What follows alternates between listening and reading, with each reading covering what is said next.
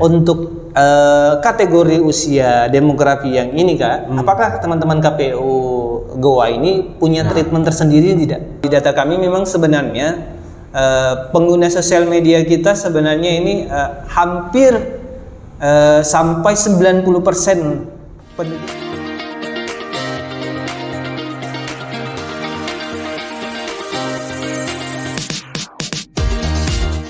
Balik lagi ketemu dengan saya Januar, tuan rumah podcast Kios 1 Solusinya Digital. Ini momen spesial sekali kayaknya ini hari kita kedatangan tamu yang luar biasa, Kakak Suwardi dari KPU Kabupaten Goa. Kita sambut sama-sama. Baik Kakak Suwardi, mungkin hari ini karena ini 90 hari sekian lah kita menuju pemilu 2024. Mungkin hari ini saya mau highlight dulu Kakak, kira-kira pembahasan kita yang pertama mungkin tentang yang paling banyak karena mereka jumlahnya banyak adalah Gen Z. Partisipasi pemilu anak-anak Gen Z dan milenial terutama. Yang kedua, bagaimana kemudian teman-teman KPU khusus di Kabupaten Goa untuk menangkap pesan terhadap semua anak-anak Gen Z gitu, agar mereka berbondong-bondong ini masuk di bilik suara. Yang ketiga, mungkin tantangan terbesarnya apa sih di sekarang ini, biar teman-teman tahu juga, oh ternyata KPU itu bukan hanya sekedar dalam artian pelaksana saja, tapi ada tugas-tugas yang lebih penting sebenarnya mungkin yang butuh kita jabarkan sama-sama. Oke. Baik Kakak, mengawali pertanyaan pertama saya, kalau dilihat data, kalau kita buka data sebenarnya tingkat partisipasi pemilih khususnya Gen Z dan milenial ini masih menjadi masih menjadi tantangan tersendiri sebenarnya Kak. Khusus untuk Kabupaten Goa, kalau melihat angkanya sih sebenarnya memang ada peningkatan, tapi kan tantangannya sekarang adalah kita ingin terus meningkat. Kira-kira teman-teman di KPU Goa sudah melakukan apa saja untuk menghadapi hal tersebut? Kalau kita di Kabupaten Goa dengan jumlah daftar pemilih tetap yang sudah kita tetapkan itu sebesar 561.624 pemilih. Melihat itu karena kita terbesar ketiga di Sulawesi Selatan ya. Sulawesi Selatan terbesar ketiga, maka sudah pasti kita merencanakan lah ya. Dengan matang kegiatan-kegiatan apa saja yang mestinya harus kita lakukan supaya bisa efektif dengan rentang waktu yang terus berjalan dan semakin sempit ya bagi kita.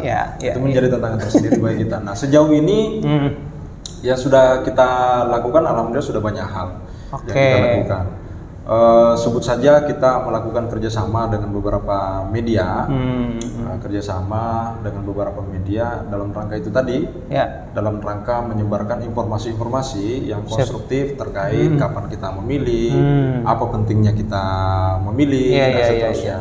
Nah, kemudian saya juga selaku penanggung jawab divisi Sosdikli, Parmas dan SDM di KPU Goa itu sudah menginstruksikan sejak jauh-jauh hari sebelumnya kepada jajaran kita di tingkat kecamatan di PPK, kemudian tingkat desa kelurahan di PPS itu agar melakukan koordinasi kerjasama dengan lintas sektor, stakeholder sosial, bukan hanya aparat pemerintah, tetapi maksud saya ya tokoh-tokoh agama, tokoh-tokoh masyarakat, tokoh pendidikan di lingkungan sekitarnya, agar semua dirangkul, dimaksimalkan untuk dapat bersama-sama mensosialisasikan terkait agenda kenegaraan kita ini terbesar. Nah, alhamdulillah sejauh ini menurut pengamatan saya dan hasil evaluasi yang dilakukan bersama dengan teman-teman komisioner yang lain, alhamdulillah berjalan lancar dan menunjukkan indikator tanda-tanda optimisme lah. Kita dapat mencapai target partisipasi nasional yang ditetapkan oleh KPU RI itu sebesar 79,5%. Itu. Oke. Saya mungkin agak masuk di spesifik sedikit Kakak. Terutama tantangannya sebenarnya tadi yang seperti saya katakan di awal adalah anak-anak Gen Z dan milenial.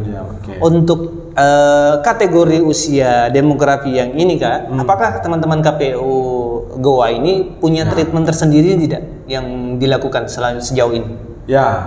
Nah, kalau untuk Gen Z dan milenial itu dari total DPT kita tadi itu sebesar 50%. Wow, sebesar 50%. Untuk Gen Z saja itu 19%, dan milenial itu 31%. Jadi total 50% dari DPT kita itu adalah anak-anak muda. Gen Z dan milenial. Nah, treatment pertama yang saya lakukan ketika dilantik bulan Juni kemarin, dan diamanahkan oleh teman-teman mengampu divisi Sosdikli Farmasi itu, yang pertama metode sosialisasi kita. Jadi dulu publikasi media sosial kita itu ini jujur saja ya, itu tidak masif. Tidak masif. Publikasi media sosial kita itu tidak masif. Kemudian kalaupun ada beberapa teman-teman di kecamatan, di desa kelurahan yang masih melakukan publikasi media sosial itu hanya selalu dalam bentuk ajakan dalam bentuk gambar. Atau narasi kata-kata, tidak lebih daripada itu. Nah, setelah saya dilantik, itu saya harus pastikan bahwa seluruh jajaran kita itu bisa menjadi harus canggih dalam mengelola konten-konten. Itu mengelola konten-konten. Makanya sekarang, alhamdulillah ternyata hampir semua postingannya itu serasa diwajibkan bagi mereka itu dalam bentuk video. Oh, sudah canggih juga ya? Sudah mulai canggih ya. Jadi semua sudah canggih membuat video-video short. Video short yang maksimal 1 menit. Dengan backsound yang menarik, dengan perputaran gambar yang menarik. Nah, saya lihat setelah itu sudah mulai terlihat bagaimana atensi masyarakat. Jumlah yang like sudah semakin banyak. Reach-nya lumayan lah. Gini Kak, mungkin kita masuk lagi spesifik tentang sosial media karena memang anak-anak Gen Z dan milenial ini mencari referensinya di sana Kak. Gitu. Kalau di data kami memang sebenarnya pengguna sosial media kita sebenarnya ini hampir sampai 90% penduduk masyarakat kita, gitu. Pengguna khususnya di Facebook dengan Instagram seperti itu Kakak. Nah, yang mau saya spesifik mungkin bagaimana Kakak mengkoordinir ini mereka mungkin dari tingkat PBS, PPK sampai di kabupaten. Bagaimana Kak siklus cara penyebaran informasinya gimana Kakak? Nah, yang pertama itu saya menetapkan segmentasi dulu. Karena kan sebenarnya sudah ada juga segmentasi yang dikeluarkan oleh KPU RI. Itu tertuang di dalam Peraturan Komisi Pemilihan Umum Nomor 9 Tahun 2022 terkait dengan partisipasi masyarakat. Nah, di dalam peraturan KPU itu dijelaskan segmen-segmen apa saja yang menjadi wilayah wajib sentuh untuk meningkatkan partisipasi masyarakat. Nah, dari segmentasi itu sebutlah misalnya ada segmen komunitas, ada segmen netizen, ada segmen masyarakat umum, segmen perempuan, disabilitas. Nah, itu saya tuangkan dalam bentuk edaran kepada teman-teman. Menjadi acuan ya. Saya tuangkan kepada teman-teman menjadi edaran. Nah, setelah berjalan itu saya evaluasi.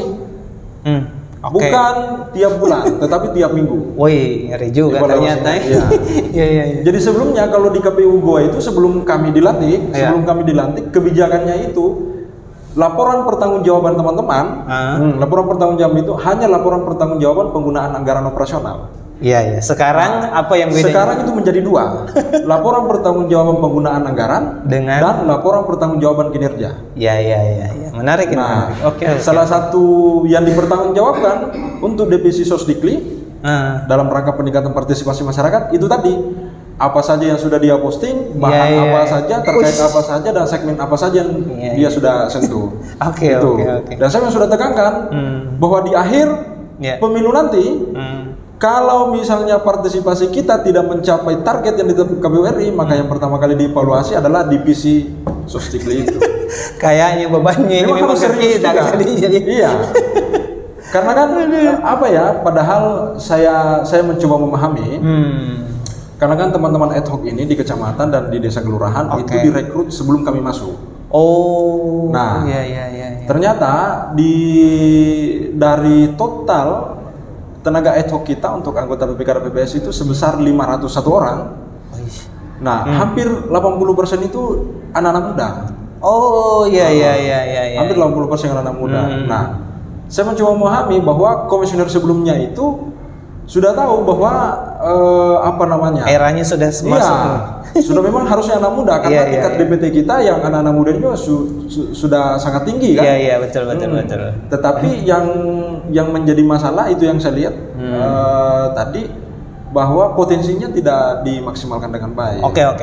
Saya masuk sedikit Kak, karena memang kita sudah masuk di era digital dengan tantangan yang luar biasa. Persoalan sebenarnya adalah ini kita menanggapi isu-isu juga di sosial media kayak begitu luar biasa. Entah itu isu hoax, black campaign dan sebagainya. Anak-anak milenial ini sebenarnya termasuk paling cepat menanggapi dan merespon itu tersebut. Apakah kemudian teman-teman KPU ini khususnya di Kabupaten Goa punya langkah tersendiri memitigasi hal tersebut dalam rangka mungkin kalau ada berita hoax dan sebagainya? Gitu Kak. Apa yang kira-kira Kak?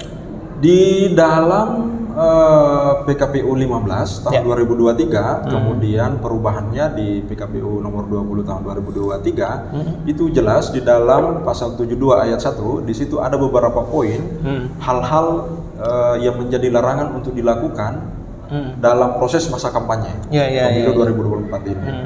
Dari beberapa poin itu salah satu diantaranya terkait dengan hoax itu tadi. Berita hoax.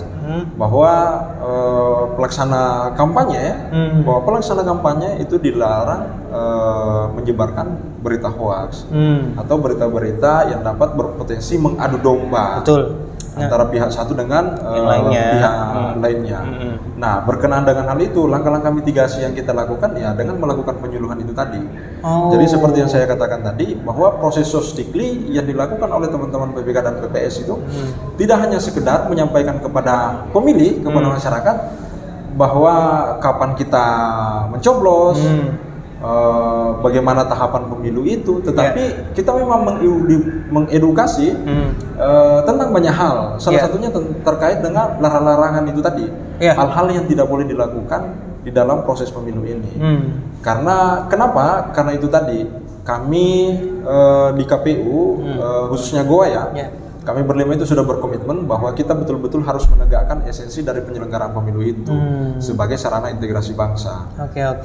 Kalau ini Kak, apakah ada langkah kerjasama atau mungkin ada tidak semacam program yang ngajak anak-anak milenial untuk berkolaborasi dan sebagainya dalam rangka menyukseskan pemilu? Ada tidak program-program yang seperti itu? Siapa tahu anak-anak milenial di luar sana sebenarnya pengen nih berkolaborasi dengan KPU. Ada tidak? Sebenarnya kita selalu menyambut baik siapapun yang datang. Siapapun yang datang, apakah dia komunitas atau apa itu yang datang ke KPU mengajak kita bekerja sama melakukan suatu kegiatan, kita selalu menyambut baik. Sepanjang ini belum pernah ada yang kami tolak, karena kami sadar. Karena kami sadar bahwa suksesor pemilu itu bukan hanya tugas KPU, tetapi menjadi tugas kita semua kan, masyarakat. Masyarakat. Betul. Nah, sampai hari ini yang sudah kita langsungkan itu bekerja sama dengan beberapa sekolah. Ada juga ya di program sekolah, Ghost to School begitu ya? Di beberapa sekolah. 2 kali kegiatan terakhir kita laksanakan di SMK Negeri 2. Nah, ini rencananya beberapa waktu ke depan ini kita juga sudah bicara dengan TVRI supaya kita melakukan lagi, dia sebagai media supporting kan? Media supporting. Supaya kita menyasar lagi sekolah-sekolah yang kami anggap atau setelah bentuk pemetaan kami itu belum pernah disentuh selama ini untuk dilakukan sosialisasi. Terakhir mungkin ini Kak, ini kan Gen Z dan milenial, lagi-lagi saya mengatakan karena mereka sangat aktif di sosial media Kak. Misalnya gini Kak, kondisinya begini, ketika ada kecurangan misalnya atau mungkin melihat sesuatu yang harusnya tidak dilakukan oleh peserta pemilu dan sebagainya, terus anak-anak Gen Z ini melakukan sesuatu, kira-kira dia harus ngapain Kakak ketika melihat hal tersebut gitu. Nah, berkenaan dengan itu harus dipahami bahwa di dalam Undang-Undang Nomor 7 Tahun 2017 yang dimaksud penyelenggara pemilu itu ada 3. Ada KPU, ada Bawaslu, dan ada DKPP. Nah, tetapi yang strukturnya sampai kabupaten kota itu cuma KPU dan Bawaslu. Nah, kalau pertanyaannya tadi, bagaimana jika seandainya teman-teman KPU ini kan sudah melakukan penyuluhan bahwa ini tidak boleh dilakukan. Lalu bagaimana misalnya jika teman-teman di luar sana ada yang melihat temannya melakukan hal yang dilarang tersebut? Nah, itu di teman-teman di Bawaslu sendiri itu punya program pengawasan partisipatif yang melibatkan juga anak-anak muda, karena kami sering join juga dengan Bawaslu mendiskusikan terkait dengan hal itu.